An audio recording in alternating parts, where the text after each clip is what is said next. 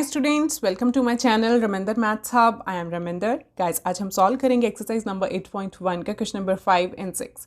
First of all question number 5 को देखेंगे। Question 5 is given secant theta is equal to 13/12, calculate all other trigonometric ratios. हमें यहाँ पे secant theta की value given है और हमें बाकी की सारी trigonometric ratios mean sine, cos, tan, cot, cosecant, उनकी हमें वैल्यू को फाइंड आउट करना है। ठीक है, सो फर्स्ट ऑफ ऑल जो हमें गिवन है यहाँ पे मैंने लिख दिया secant theta is equal to 13/12।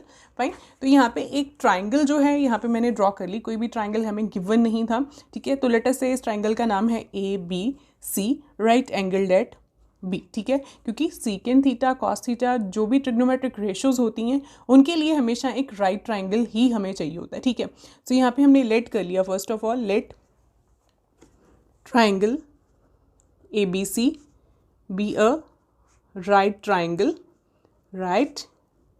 Triangle with B. Angle B जो है वो हमारा 90 है। ठीक है, राइट ट्राइंगल है तो एक एंगल इसका 90 डिग्री। ठीक है, तो वो हमने एंगल बी को नाम दे दिया। फाइन, सो इसका एंगल हमें secant theta is equal to 12/13 given है। तो मैंने आपको बताया था जिस भी एंगल की सीकेंट, कॉस, टैन जो भी आपको गिवन होगा उस एंगल को आप बेस पर ड्रॉ कर लो। ठीक है, तो ये तो हमारा 90 था, तो ये एंगल बचा, इसको हमने थीटा मान लिया। ठीक है, so angle A is equal to angle theta है। ठीक है, तो अब हमें देखिए सीकेंट थीटा गिवन है इज इक्वल टू 13/12। तो मीन्स ये कौन कौन सी साइड्स बनती हैं ट्राइंगल की, या पंडित भद्री प्रसाद वाला फिर से कोड लिखो। पंडित भद्री प्रसाद हरी हरी बोल, देन सोना चांदी तोल। ठीक है, ये थे हमारे ट्रिग्नोमेट्रिक रेशियोज के जो फॉर्मूलाज थे, है ना। S for sin, C for cos, T for tan. Sin is P upon H, that is perpendicular upon hypotenuse. Cos is B upon H, base upon hypotenuse. Tan is P upon B, perpendicular upon base. ठीक है, और इनके उल्टे क्या थे? sin का था cosecant, cos का था secant, tan का था cot। फाइन, मीन्स अगर हमें cos पता है तो secant भी हम इजीली फाइंड आउट कर सकते हैं इसको उल्टा करके। ठीक है, इस फिगर में देखिए हमें secant थीटा गिवन था ना, मीन्स हमें क्या गिवन था? h अपॉन b गिवन था। Fine, so this is what? This is h upon b। ठीक है, सीकेंट थीटा का formula that is hypotenuse upon base. ठीक है, तो यहाँ पे हम फिगर में से भी एक बार देख लेते हैं कि कौन सा हमारा बेस है, कौन सा परपेंडिकुलर और हाइपोटेन्यूज। सबसे पहले 90 के सामने आपको पता है this is the hypotenuse always. ठीक है, और जहाँ पे थीटा और 90 दोनों कंटेंड है वो हमारा बेस बनता था। फाइन, और जो थीटा के सामने वाली साइड थी वो हमारा परपेंडिकुलर था। ठीक है, ऐसे ही होता था ना। तो यहाँ पे देखते हैं हमारा जो हाइपोटेन्यूज है वो 13 इंटू सम नंबर होगा और base will be 12 into some number. So यहाँ पे हम लेट कर लेते हैं। Let hypotenuse that is AC is equal to 13x and जो बेस है हमारा that is base is AB here that is equal to 12x। ठीक है, हमने x यहाँ पे क्यों लगाया है ये मैंने आपको पिछली वीडियोस में भी बताया है क्वेश्चन नंबर 2, 3, 4 में। ठीक है, तो उसके लिए मैं आपको यहाँ पे एक बार फिर से बता देती हूँ x हम क्यों लगा रहे हैं यहाँ पे। देखिए अगर 13x अपॉन 12x हमने किया मीन्स हमने सीकेंट थीटा को फाइंड आउट किया, तो ये कटिंग करके 13/12 बना। तो ये x का मतलब क्या था कि हो नहीं, ये ज़रूरी नहीं है कि ये 13/12 ही होता, ये कुछ और नंबर हो सकता था, 130/120 हो सकता था, है ना। तो जीरो के साथ जीरो कैंसिल होके ये 13/12 बना। ठीक है, तो इन नंबर से ये नंबर्स बने कैसे? इसको भी 10 के साथ मल्टीप्लाई किया, इसको भी 10 के साथ मल्टीप्लाई किया, तो ये नंबर बनता था ना। तो दैट्स वाई यहाँ पे भी मैंने किसी सेम नंबर के साथ इन दोनों को मल्टीपल में लिख दिया। ठीक है, हम 12 और 13 खाली कंसीडर नहीं कर सकते हैं इसमें। फाइन, तो यहाँ पे हमने h और b की दोनों की वैल्यूज़ लिख दी। अब हमारे पास परपेंडिकुलर मिसिंग है तो उसको हम फाइंड आउट कर लेते हैं। ठीक है, पाइथागोरस थ्योरम को यूज़ करके। So in triangle ABC using Pythagoras theorem हम परपेंडिकुलर को फाइंड आउट कर लेंगे। ठीक है, पाइथागोरस थ्योरम जो है वो राइट ट्राइंगल में ही हमेशा यूज़ होती है। So by using Pythagoras theorem we are having base के 90 के सामने वाली साइड h, सो h का square is equal to p square plus b square. यही होती है पाइथागोरस थ्योरम की हाइपोटेन्यूज का स्क्वायर जो होता है, जो लॉन्गेस्ट साइड होती है वो किसके इक्वल होती है? उसका स्क्वायर जो है बाकी दोनों साइड्स के स्क्वायर्स के सम के इक्वल। ठीक है, सो यहाँ पे h की वैल्यू क्या थी? h is equal to 13x, इसका स्क्वायर हुआ, परपेंडिकुलर हमें नहीं पता है, और बेस हमारा कितना था? दिस इज 12x, इसका स्क्वायर कर दिया। ठीक है, सो स्क्वायर्स को ओपन करते हैं। 13x का होल स्क्वायर मीन्स 13 का भी स्क्वायर होगा और x का भी स्क्वायर होगा। So this is 169x square is equal to p square plus यहाँ पे भी 144, 12 का स्क्वायर और x का स्क्वायर x स्क्वायर।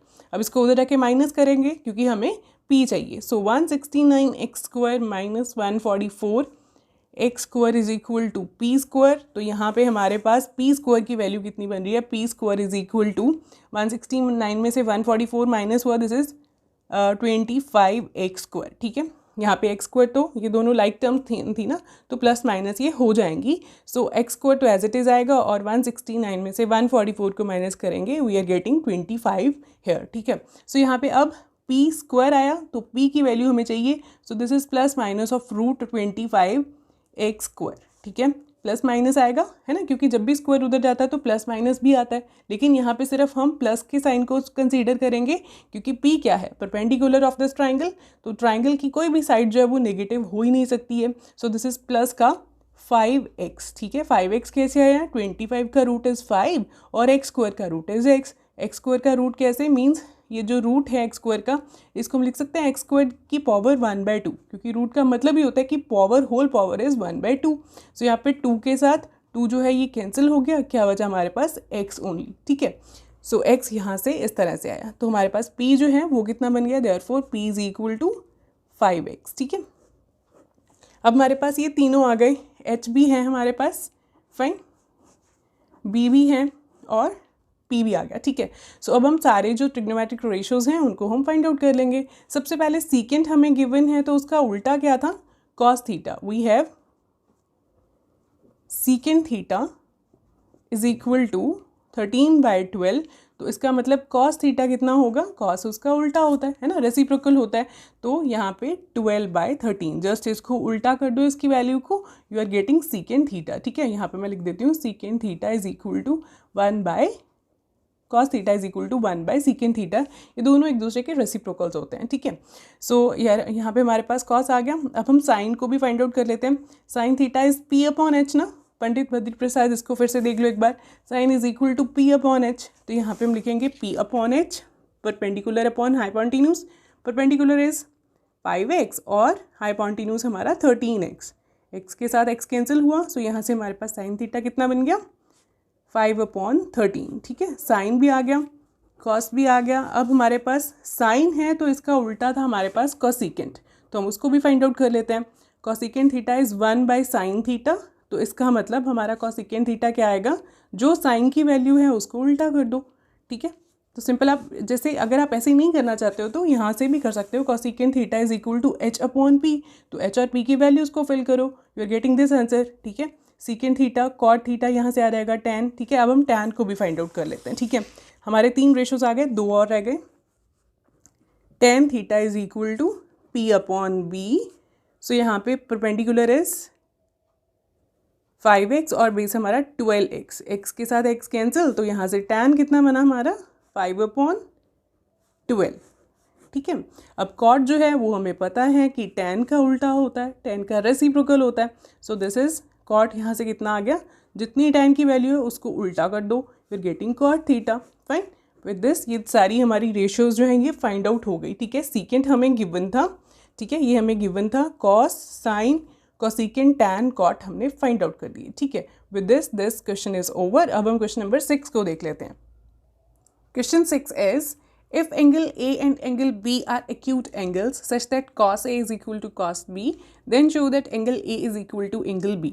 हमें A और B जो है वो acute angles given है और हमें cos A is equal to cos B given है। हमें प्रूव करना है कि ये दोनों एंगल्स जो हैं ये आपस में इक्वल हैं। ठीक है, तो फर्स्ट ऑफ ऑल जो हमें गिवन है और जो हमें यहाँ पे प्रूव करना है वो यहाँ पे हम लिख देते हैं। A और B जो हैं ये हमें acute angles गिवन थे। acute angles का मतलब क्या होता है कि ये दोनों जो एंगल्स हैं ये दोनों ही क्या है, लेस देन 90 डिग्री है। ठीक है, ये होता है ना एक्यूट एंगल का मतलब कि दोनों एंगल्स जो है ये 90 से छोटे हैं, ये 90 हो नहीं सकते। ठीक है, सो यहाँ पे cos A is equal to cos B भी गिवन था, फाइन, और हमें जो फाइंड करना है, प्रूव करना है एंगल A को एंगल B के इक्वल। ठीक है, फर्स्ट ऑफ ऑल यहाँ पे एक ट्राइंगल मैंने ड्रॉ किया, राइट ट्राइंगल। ठीक है, ये वाला राइट ट्राइंगल ड्रॉ किया और A और B जो है ये हमें 90 नहीं मार्क करने हैं क्योंकि ये दोनों ही क्या है, लेस देन 90 डिग्री। ठीक है, तो यहाँ पे मैंने मार्क कर दिए, ये एंगल भी एक्यूट होगा और ये एंगल भी एक्यूट होगा, फाइन, और यहाँ पे हम C इसको नाम ले देते हैं। ठीक है, सो लेट कर लेते हैं, यहाँ पे हम सोल्यूशन स्टार्ट करते हैं। लेट ट्राइंगल प्रूफ स्टार्ट होगा यहाँ से। ABC be a right triangle with angle C is equal to 90 degree. ठीक है, C को हमने 90 डिग्री नाम दे दिया। फाइन। अब देखिए ये दोनों एक्यूट एंगल्स हैं, ये दोनों ही 90 डिग्री से छोटे हैं। ठीक है, यहाँ पे हमने इनको मार्क कर दिया और अब इनके लिए क्या गिवन है, cos A is equal to cos B। ठीक है, given that cos A is equal to cos B। तो अब cos A cos B क्या थे, फिर से लिखते हैं, पंडित भद्री प्रसाद हरी हरी बोल सोना चांदी तोल। Fine, this is see cos के लिए क्या था, b upon H means base upon hypotenuse. ठीक है, अब देखिए अगर cos a है तो मीन्स a हमारा एंगल है, अगर a एंगल है तो बेस क्या हुआ, फिर AC हो गया बेस। ठीक है, सो this is base upon hypotenuse, base is AC और हाइपोटेन्यूज तो हमें क्लियर है 90 के सामने वाली side, this is hypotenuse, so this is AB here. ठीक है, cos B क्या है, cos B के लिए अब जो है एंगल हमारा B है, ये हमारा एंगल हो गया, तो बेस क्या बना, फिर से हमें cos चाहिए ना B का, तो cos is base upon hypotenuse. अब हमारा बेस BC होगा। बेस कौन सा होता है, जो वो एंगल को और 90 डिग्री वाले एंगल को कंटेन करने वाली साइड होती है, दैट इज बेस ओनली। ठीक है, सो this is base now, base is BC और हाइपोटेन्यूज तो वही रहेगा AB। फाइन, सो यहाँ पे देखिए दोनों साइड्स पे हमारे पास डिनोमिनेटर सेम है, that is AB and AB equal to है बीच में, तो AB के साथ AB कैंसिल हुआ। यहाँ से हमारे पास क्या आया, AC is equal to BC। ठीक है, तो अगर AC साइड जो है ये अगर BC साइड के इक्वल आ गई है तो इसका मतलब क्या होगा कि angle, this implies angle B is equal to angle A। कैसे आया ये, अगर दो साइड्स ट्राइंगल की आपस में इक्वल हैं तो उनके ओपोजिट एंगल्स जो होंगे वो भी आपस में इक्वल होंगे। क्लास 9 का रिजल्ट है ये। ठीक है, AC के सामने वाला एंगल कौन सा, एंगल B, और BC के सामने वाला कौन सा, एंगल A। ठीक है, सो आप फिगर से भी देख सकते हो, अगर आपको फिगर से नहीं क्लियर होता तो ऐसे भी देख सकते हो। AC में क्या है, A है C है B नहीं है, तो इसके ओपोजिट एंगल B होगा। ठीक है, BC में B है C है A नहीं है, तो इसके ओपोजिट एंगल A होगा। ठीक है, तो यहाँ पे रीजन क्या आएगा, angles opposite to equal sides are equal। ठीक है, जो इक्वल साइड्स के अपोजिट एंगल्स होते हैं वो आपस में इक्वल होते हैं। तो यहाँ से हमारे पास प्रूव हो गया कि एंगल A जो है वो एंगल B के इक्वल है, हेंस प्रूव्ड। ठीक है, so with this the question 6 is over. बहुत इजी क्वेश्चन था, तो अगर आपको कुछ डाउट्स हैं तो प्लीज़ कमेंट्स में ज़रूर लिखिए, मेरे चैनल को सब्सक्राइब करिए। Thank you so much students.